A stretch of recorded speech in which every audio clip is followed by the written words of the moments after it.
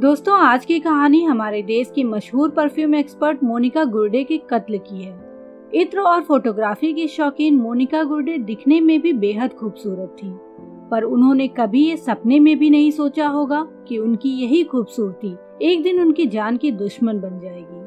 उनकी जिंदगी की आखिरी रात की कहानी बेहद ही खौफनाक थी। कातिल ने न सिर्फ उनका शारीरिक तौर पे रेप किया, बल्कि घंटों तक उन्हें अश्लील वीडियो दिखाकर मानसिक रूप से भी उनका रेप करता रहा। तो क्या है कहानी उस खौफनाक काली रात की और कौन है वो कातिल? सब कुछ बताऊंगी आज के इस एपिसोड में। पर उससे पहले अगर आपको ऐसी इंटरेस्टिंग क्राइम स्टोरी सुनना पसंद है तो हमारे चैनल को सब्सक्राइब कर लें और सब्सक्राइब बटन के बगल में बनी घंटी को दबाना ना भूलें। तो चलिए शुरू करते हैं आज की कहानी। बेहद खूबसूरत 48 साल की मोनिका गुर्डे मूलतः महाराष्ट्र के नागपुर शहर की रहने वाली थी और उनके पिता एक रिटायर्ड जज थे। मुंबई स्थित JJ institute of allied art से मोनिका ने फोटोग्राफी में डिग्री कोर्स भी किया था। मोनिका को बचपन से ही परफ्यूम्स का शौक था, लिहाजा फोटोग्राफी की पढ़ाई के दौरान मोनिका को इत्रों के बारे में भी काफी नॉलेज हो चुकी थी। वे इत्र की खुशबू से ही उनकी कीमत, क्वालिटी और ब्रांड के बारे में अपने दोस्तों को बता देती थी। लेकिन उस वक्त मोनिका ने ये नहीं सोचा था कि आगे जाकर वो देश की सबसे बेहतरीन परफ्यूम एक्सपर्ट के तौर पर भी उभरेंगी। कॉलेज के बाद मोनिका मुंबई को छोड़कर बेंगलुरु चली जाती हैं और वहां फोटोग्राफी में अपना करियर तलाशना शुरू कर देती हैं। बेंगलुरु में उनकी मुलाकात भारत राम अमृतम से हुई, जो कि एक प्रोफेशनल फोटोग्राफर थे। धीरे धीरे उनकी मुलाकात पहले दोस्ती और फिर प्यार में बदल गई। हालांकि उन दोनों की उम्र के बीच का फासला तकरीबन 20 साल का था। सन 2004 में मोनिका गुर्डे ने भारत राम अमृतम से लव मैरिज कर ली, लेकिन उनकी शादी ज्यादा दिन नहीं चली और सन 2015 में पति से वाद विवाद के चलते वो अकेले रहने लगी थी। पति से अलग होने के करीब 1 साल बाद यानी जून 2016 में मोनिका ने गोवा के कलंगूट बीच के करीब सन गोल्डा स्थित सपना राज वैली सोसाइटी में 3 बेडरूम का एक फ्लैट लिया और फिर वो अकेली उसी फ्लैट में रहने लगी। मोनिका का काम बेहद अच्छा चल रहा था। एक तरफ जहां उन्हें फोटोग्राफी का एक्सीलेंस अवार्ड मिला, तो वहीं दूसरी तरफ इत्र के बिजनेस में नाम कमाने की वजह से उनकी शोहरत हिंदुस्तान से बाहर इंग्लैंड तक जा पहुंची। मोनिका को परफ्यूम इंडस्ट्री से जुड़े लोग लेडी ऑफ स्मेल के नाम से भी जानने लगे थे और उस समय वो एक सेलिब्रिटी के तौर पर अपना जीवन जी रही थी। अपने नए घर में शिफ्ट होने के करीब 5 महीने बाद 6 अक्टूबर 2016 की सुबह जब मोनिका की मेड काम पर आई तो मोनिका ने दरवाजा नहीं खोला। मेड काफी देर तक डोरबेल बजाती रही, लेकिन दरवाजा तब भी नहीं खुला। मेड को लगा शायद मैडम गहरी नींद में है। ये सोचकर मेड ने फिर मुंबई में रह रहे मोनिका के भाई को फोन किया और उसे सारी बात बताई। इसके बाद मोनिका के भाई ने मोनिका के मोबाइल पर कई बार कॉल किया, लेकिन यहाँ भी मोनिका की तरफ से कोई रिस्पॉन्स नहीं मिलता। फिर उसका भाई बगल में रह रही एक पड़ोसन को कॉल करता है, जिसके पास मोनिका के घर की डुप्लीकेट चाबी थी और उससे घर का दरवाजा खोलने को कहता है। मोनिका की पड़ोसन जब डुप्लीकेट चाबी से दरवाजा खोलकर फ्लैट के अंदर पहुंची तो वहां का नजारा देखकर उसकी चीखें निकल गईं। मोनिका के बेडरूम में मोनिका की लाश अर्धनग्न अवस्था में पड़ी थी। मोनिका के दोनों हाथ बेड से बंधे हुए थे और उसकी कमर के नीचे कोई भी कपड़ा नहीं था। मोनिका की पड़ोसन ने तुरंत इसकी सूचना पुलिस को दी। पुलिस मौके पर पहुंचती है और लाश को कब्जे में लेकर पोस्टमार्टम के लिए भेज देती है। इसके बाद पुलिस पूरे कमरे की तलाशी लेती है तो पुलिस को यहाँ एक चीज बेहद अजीब लगती है। घर में कोई भी सामान बिखरा नहीं था और ना ही दरवाजे पर किसी तरह की फोर्सफुल एंट्री का निशान था। यानी कि क्राइम सीन को देखकर पुलिस को ये लग रहा था कि जिसने भी मोनिका का कत्ल किया है उसे मोनिका अच्छी तरह से जानती थी। पुलिस ने सपना राज वैली में रहने वाले सभी लोगों से पूछताछ भी की। लोगों ने बताया कि ना तो उन्होंने मोनिका के चिल्लाने की कोई आवाज सुनी और ना ही किसी संदिग्ध व्यक्ति को आते जाते हुए देखा। इधर जानी मानी मोनिका गुर्डे की इस दर्दनाक हत्या की खबर पूरे शहर में आग की तरह फैल जाती है। जब मोनिका की पोस्टमार्टम रिपोर्ट आई तब उसमें जानकारी मिली कि मोनिका की मौत दम घुटने की वजह से हुई थी और मौत का समय तकरीबन रात के 2 से 3 के बीच का था। पर इस रिपोर्ट में एक बात और गौर करने वाली थी। और वो ये थी कि कातिल ने मारने से पहले मोनिका का बलात्कार किया था। इसके बाद पुलिस को लगा कि शायद ये किसी तरह के लव अफेयर का मामला हो, इसलिए पुलिस मोनिका के सभी दोस्तों और रिश्तेदारों से इस बारे में पूछताछ करती है, पर यहाँ से भी पुलिस को कोई सुराग नहीं मिलता। इस दौरान पुलिस मोनिका के हस्बैंड से भी बात करती है, पर उनसे भी कोई खास जानकारी नहीं मिलती। इसके बाद पुलिस एक बार फिर से मोनिका के फ्लैट की छानबीन करती है, लेकिन इस बार भी पुलिस को कुछ खास हासिल तो नहीं होता, पर किचन में कुछ अंडों के छिलके और बेडरूम में मोनिका के पर्स पर नजर जरूर जाती है। खास करके पर्स की बात करें तो एक पुलिस वाले को पर्स को देखकर कुछ शक हुआ, क्योंकि पर्स में एक भी रुपए नहीं थे और ना ही कोई डेबिट कार्ड, जबकि उस पर्स में डेबिट कार्ड के कुछ बिल जरूर पड़े थे। उस पुलिस वाले को ये बात खटकी, जिसके बाद पुलिस वाले ने मोनिका के डेबिट कार्ड का पता लगाने के लिए बैंक जाकर जांच पड़ताल की। वहां उसे पता चला कि 6 अक्टूबर के दिन ही पणजी से 4 किलोमीटर दूर सुबह सुबह इस डेबिट कार्ड का प्रयोग किया गया था, जबकि 6 अक्टूबर की सुबह ही मोनिका की लाश उसके कमरे से मिली थी और पोस्टमार्टम की रिपोर्ट में मरने का समय रात के 2 से 3 का था। तो सुबह में ये पैसे किसने और क्यों निकाले? इन सवालों के साथ ही पहली बार पुलिस को इस केस में कोई क्लू मिला था। अब पुलिस तुरंत उस एटीएम पर पहुंचती है जहां से पैसे निकाले गए थे। एटीएम के सीसीटीवी की जब जांच की गई तो पता चला कि एक लड़का मोनिका के डेबिट कार्ड से पैसे निकाल रहा था। पुलिस ने सीसीटीवी के जरिए उस लड़के की फोटो निकलवाई और फिर पुलिस वो फोटो लेकर सपना राज वैली पहुंची, जहां रहने वाले लोगों ने उस लड़के को पहचान लिया। यहाँ रहने वाले लोगों का कहना था कि ये लड़का पहले यहाँ का सिक्योरिटी गार्ड था। इसका नाम राजकुमार सिंह है और कुछ महीनों पहले ही मोनिका ने इस पर चोरी करने का इल्जाम लगाया था, जिसकी वजह से उसे यहाँ से निकाल दिया गया था। अब पुलिस के हाथ एक बड़ा सबूत लगा था। कातिल के रूप में सिक्योरिटी गार्ड था और कत्ल के पीछे की वजह भी थी।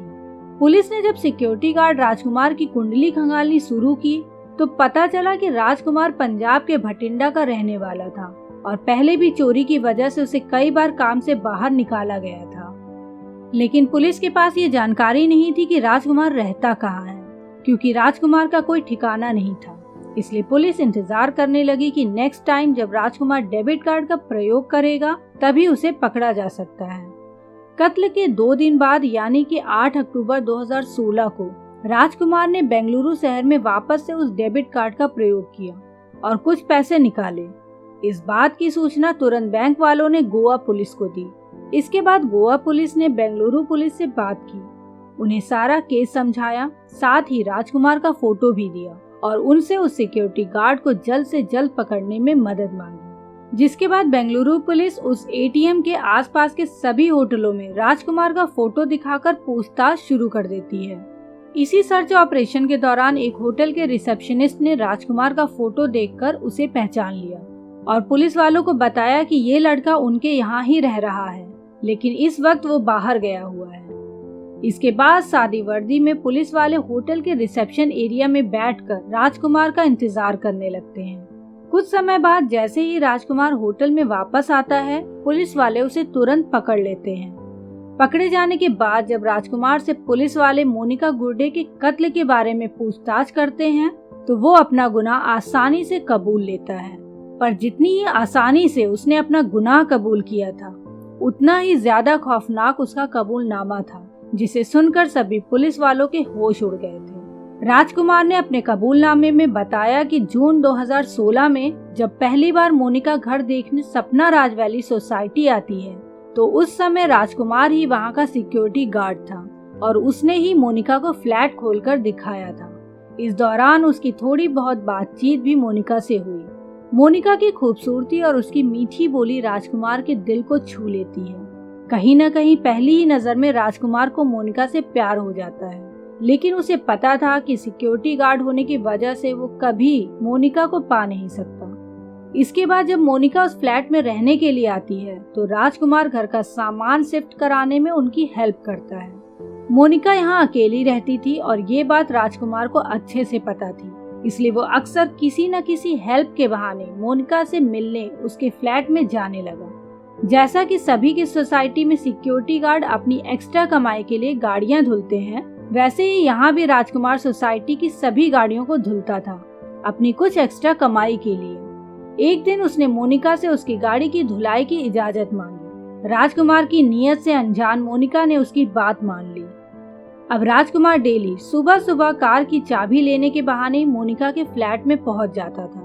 इसके कुछ दिनों बाद मोनिका की गाड़ी में रखी एक छतरी खो गई।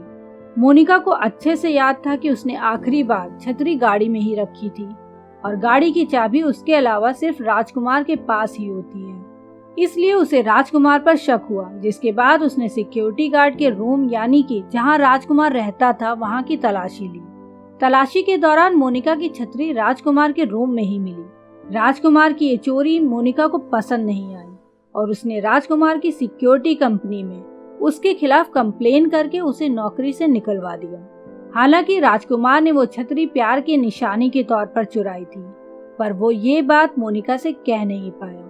मोनिका के ऐसा करने की वजह से राजकुमार के दिल में मोनिका के खिलाफ गुस्सा और नफरत भड़कने लगी। उसने कई बार मोनिका से माफी भी मांगने की कोशिश की, पर मोनिका ने उसे कभी माफ नहीं किया। कुछ दिन तक तो राजकुमार काम की तलाश में इधर उधर भटकता रहा, लेकिन उसका मन अभी भी मोनिका पर ही अटका हुआ था। 2 अक्टूबर की शाम को वो वापस सपना राज वैली सोसाइटी में एक खौफनाक मंसूबे के साथ आया, लेकिन उसने देखा कि मोनिका की गाड़ी जहां खड़ी होती थी वहां नहीं है। वो समझ जाता है कि अभी मोनिका अपने घर में नहीं है। इसके बाद वो सपना राज वैली की छत पर जाकर छुप जाता है और मोनिका के लौटने का इंतजार करने लगता है। राजकुमार बिना कुछ खाए पिए वहीं छत पर छुपकर इंतजार करता रहा और रोज रात में वो छत से उतरकर मोनिका की गाड़ी को देखने आता था, जिससे उसे पता चल सके कि मोनिका वापस आई या नहीं। 5 अक्टूबर की रात 8 बजे राजकुमार नीचे गाड़ी देखने आता है तो वहां मोनिका की गाड़ी खड़ी थी। गाड़ी देखकर राजकुमार समझ चुका था कि उसका इंतजार अब खत्म हुआ। इसके बाद राजकुमार मोनिका के दरवाजे की घंटी बजाता है और जब मोनिका दरवाजा खोलती है तो राजकुमार उसे धक्का मार के नीचे गिरा देता है। इससे पहले मोनिका कुछ समझ पाती, राजकुमार फट से अपनी जेब से चाकू निकालकर मोनिका के गले पर रख देता है और उससे कहता है कि अगर वो चिल्लाएगी तो वो उसे मार देगा। अपनी जान बचाने के लिए मोनिका राजकुमार की बात मान लेती है। इसके बाद राजकुमार मोनिका के फ्लैट का दरवाजा अंदर से बंद कर देता है और मोनिका को उसके बेडरूम में ले जाकर उसके बेड पर लिटा देता है और फिर उसके दोनों हाथ बेड से बांध देता है।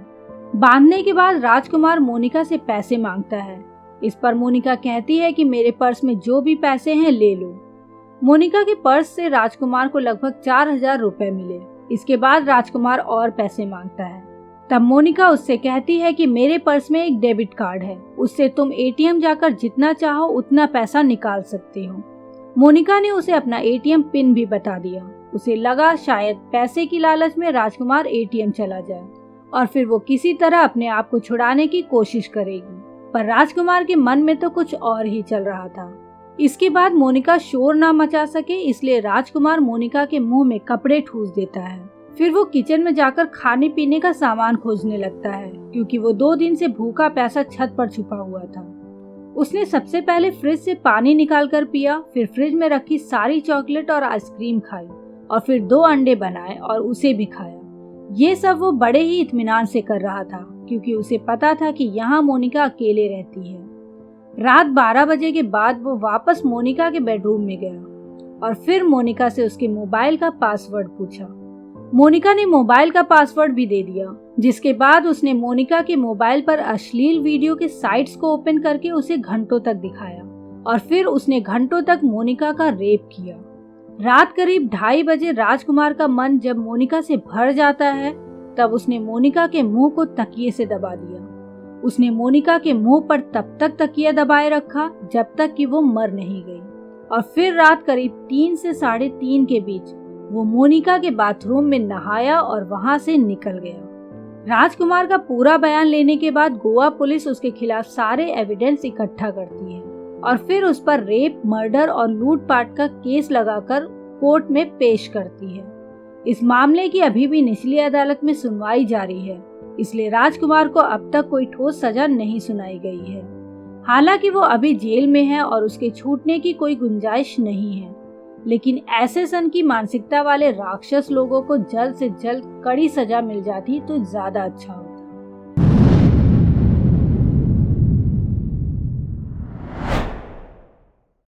दोस्तों, आज की कहानी एक ऐसी मर्डर मिस्ट्री है जिसकी शुरुआत भाई बहन के पवित्र रिश्ते से होती है, लेकिन फिर वो भाई कब प्रेमी बन गया और फिर वही प्रेमी कैसे कातिल बन गया, इसकी भनक किसी को नहीं लगी। परिवार वाले जिस बेटी को समझ रहे थे कि वो कनाडा में पढ़ाई कर रही होगी, असल में वो तो 8 फुट गहरे गड्ढे में दफन थी। आखिरकार जब ये पूरा केस सामने आया तो एक अजीब मर्डर मिस्ट्री सामने आई जिसने एक साथ कई रिश्तों को शर्मसार कर दिया। तो चलिए शुरू करते हैं आज की कहानी। पर उससे पहले अगर आपको ऐसी रियल और इंटरेस्टिंग क्राइम स्टोरी सुनना पसंद है तो हमारे चैनल को सब्सक्राइब कर लें और सब्सक्राइब बटन के बगल में बनी घंटी को दबाना ना भूलें। ये कहानी है हरियाणा के सोनीपत जिले की 23-24 साल की एक लड़की जिसका नाम है मोनिका। वो पिछले साल जून 2022 को गायब हो गई और वो गायब भी हिंदुस्तान से नहीं हुई, बल्कि उसकी लास्ट लोकेशन जो थी वो कनाडा में थी, क्योंकि जनवरी 2022 में उसके घर वालों ने उसे पढ़ने के लिए कनाडा भेजा था, जहां वो बिजनेस मैनेजमेंट की पढ़ाई कर रही थी। यानी कि एक लड़की जो हरियाणा की रहने वाली थी वो पढ़ने के लिए जनवरी के महीने में कनाडा गई और फिर 5 महीने बाद जून के महीने में अचानक से वो गायब हो गई। जनवरी से लेकर जून तक उसकी अपने घर वालों से लगातार फोन पर बात होती रही, लेकिन जून महीने में उसका मोबाइल फोन अचानक से स्विच ऑफ हो गया और ऐसा स्विच ऑफ हुआ कि फिर कभी वो फोन ऑन ही नहीं हुआ। शुरू में घर वालों को लगा कि शायद बेटी का फोन खराब हो गया होगा या फिर गुम हो गया होगा, लेकिन जब 2-3 महीना बीत गया और बेटी का कॉल नहीं आया तब घर वाले परेशान होने लगे। उन्हें डर सताने लगा कि कहीं कनाडा में उनकी बेटी के साथ कुछ गलत तो नहीं हुआ। इस डर से मोनिका के घर वाले उसकी गुमशुदगी की रिपोर्ट लिखवाने सोनीपत के गन्नौर पुलिस स्टेशन में जाते हैं। असल में दोस्तों, मोनिका रहने वाली तो रोहतक की थी, पर वो कई सालों से सोनीपत के गन्नौर में अपनी मौसी के घर पर रहकर पढ़ाई कर रही थी और यहीं से आगे की पढ़ाई के लिए वो कनाडा चली गई थी। इसलिए उसके घर वाले गन्नौर पुलिस स्टेशन में उसकी गुमशुदगी की रिपोर्ट लिखवाने जाते हैं। लेकिन पुलिस जो है वो इस गुमशुदगी को बहुत सीरियसली नहीं ले रही थी, क्योंकि उन्हें ये नहीं समझ में आ रहा था कि आखिर वो रिपोर्ट दर्ज करे तो क्या करे और तफ्तीश शुरू करे तो कहाँ से शुरू करे, क्योंकि जो लड़की की लास्ट लोकेशन थी वो कनाडा थी। पुलिस वालों के टाल मटोल रवैये की वजह से 4 से 5 महीने बीत जाते हैं और मोनिका के बारे में परिवार वालों को कुछ भी पता नहीं चल पा रहा था। ऐसे में फिर मोनिका के परिवार वाले किसी तरह से हरियाणा के गृह मंत्री अनिल विज से मिले और उनको अपनी बेटी की गुमशुदगी के बारे में बताया। इसके बाद गृह मंत्री ने इस मामले की जांच के लिए सीनियर ऑफिशियल्स को आदेश दिए और आदेश देने के बाद 26 अक्टूबर 2022 को पहली बार इस केस की एफआईआर दर्ज होती है। यानी कि मोनिका के गायब होने के 4 महीने बाद इस केस की एफआईआर दर्ज हुई। इसके बाद इस केस की जांच के लिए क्राइम ब्रांच की एक स्पेशल टीम बनाई गई और फिर क्राइम ब्रांच की वो टीम मोनिका के घर वालों से पूछताछ करती है। इसी पूछताछ में मोनिका की मौसी का लड़का एक हैरान करने वाली बात क्राइम ब्रांच को बताता है। वो कहता है कि आखिरी बार जब जून में उसकी फोन पर बात मोनिका से हुई थी तब मोनिका के पीछे से फैन चलने की बहुत तेज आवाज आ रही थी। जब उसने इस बारे में मोनिका से पूछा तो उसने तुरंत ही उसका कॉल काट दिया और उसके बाद उसका नंबर ब्लॉक कर दिया। उसे शक था कि हो ना हो मोनिका कहीं इंडिया में तो नहीं है, क्योंकि जून महीने में कनाडा में बहुत ठंडी पड़ती है, तो ऐसे में कोई फैन क्यों चलाएगा। इसके साथ ही वो एक और बात बताता है। वो कहता है कि उसे अपने पड़ोसी सुनील पर शक है, क्योंकि कनाडा जाने से पहले मोनिका का लव अफेयर उसके पड़ोसी सुनील से था और कई महीनों से सुनील भी गांव में दिखाई नहीं दे रहा है। लिहाजा उसे शक है कि कहीं मोनिका के गायब होने में सुनील का तो कोई हाथ नहीं, पर ये तभी पता चल सकता है जब सुनील किसी के हाथ आए। लिहाजा क्राइम ब्रांच की जांच मोनिका से हटकर सीधे सुनील पर आ टिकती है। इसके बाद क्राइम ब्रांच की टीम सुनील की कुंडली खंगालना शुरू करती है। इस जांच में क्राइम ब्रांच वालों को पता चलता है कि सुनील के ऊपर मर्डर, हत्या के प्रयास समेत कई मामले तो पहले से ही दर्ज है। मर्डर की पहली घटना तो उसने नाबालिग रहते हुए ही अंजाम दी थी, यानी कि जब उसकी उम्र 18 साल भी नहीं थी। अब तक तो ये साफ हो चुका था कि सुनील एक क्रिमिनल माइंड वाला है, लेकिन मोनिका के केस में उसका कितना हाथ है ये अभी तक कुछ भी साफ नहीं था। लिहाजा उसे खोजने के लिए पुलिस ने उसके दोस्तों और उसके ठेकेदार साथियों से संपर्क किया और इलेक्ट्रॉनिक सर्विलांस की मदद ली। तब जाकर उसकी लोकेशन का पता चला। उसके बाद 2 अप्रैल 2023 को सुनील को क्राइम ब्रांच की टीम ने मुजफ्फरनगर से गिरफ्तार कर लिया।